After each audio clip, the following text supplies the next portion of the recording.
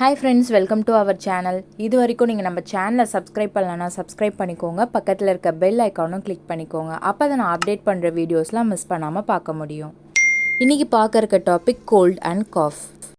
கோல்டும் காஃபும் எதனால் வருது, அதுக்கான வீட்டு வைத்தியங்கள் என்ன, அது என்னென்ன முறைகளில் பயன்படுத்தணும் அப்படிங்கிறதான் இந்த வீடியோவில் ஃபுல் டெப்த்தாக பார்க்க போகிறோம். ஸோ வீடியோவை ஸ்கிப் பண்ணாமல் பாருங்கள். கோல்டு நார்மலாக கோல்டு ஐட்டம்ஸ் சாப்பிட்டா கோல்டு பிடிக்குமா அப்படின்னா கண்டிப்பாக கிடையாது. கோல்டு ஒரு விதமான வைரஸ், ஓகேங்களா. இப்போ ஃபீவர் எப்படி ஒரு வைரஸ்னால வருதோ அதே மாதிரி கோல்டும் ஒரு வைரஸ்னால வர்றது தான். ஸோ அதை எதிர்க்கக்கூடிய சக்தி, அதாவது விட்டமின் சி கெப்பாசிட்டி நமக்கு கம்மியாக இருக்கிறதுனால இந்த கோல்டு அட்டாக் ஆகுது, ஓகேங்களா. ஸோ இதுலேயே உங்களுக்கு புரிஞ்சிருக்கும். ஸோ கோல்டை அவாய்ட் பண்ணணும்னா நமக்கு நோய் எதிர்ப்பு சக்தி தேவை. அதுக்கு விட்டமின் சி அதிகப்படியாக இருக்கக்கூடிய ஃப்ரூட்ஸ், வெஜிடபிள்ஸ் இதெல்லாம் எடுத்துக்கிட்டோன்னா நம்ம கோல்ட்லேருந்து ப்ரிகாஷனாக இருந்துக்கலாம். பேசிக்காக நார்மலான ரன்னிங் நோஸோ இல்லை லைட்டாக இப்போ தான் கோல்டு ஸ்டார்ட் ஆகுதோ, நெஞ்சு சளி இப்போ தான் ஸ்டார்ட் ஆகிருக்கு அப்படிங்கிறவங்களுக்கு இந்த ரெமெடி.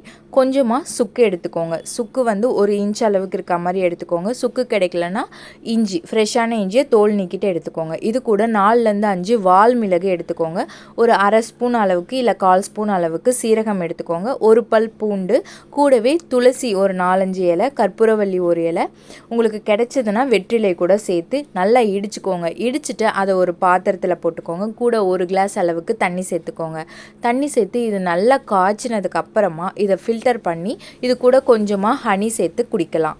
அதே போல் கரிசலாங்கண்ணி, உங்களுக்கு கோல்டு இருக்குன்னா நீங்கள் கரிசலாங்கண்ணி கீரையை நீங்கள் பொரியல் பண்ணி எடுத்துக்கலாம். இல்லை இதை வேறு ஏதாவது டிஷ் செஞ்சு சாப்பிட முடியும்னா கூட இந்த கரிசலாங்கண்ணி கீரையை எடுத்துக்கிட்டிங்கன்னா உங்களுக்கு கோல்டுக்கு அவ்வளோ நல்லது.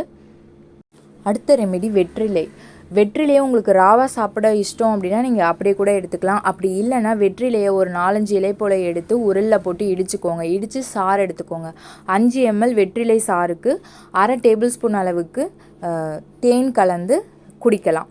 குடிச்சிங்கன்னா வறட்டு இருமலாக இருந்தாலும் சரி, நார்மல் இருமலாக இருந்தாலும் சரி நல்லாவே கேட்கும். அதேமாதிரி நெஞ்சு சளியும் கரைஞ்சி வரும்.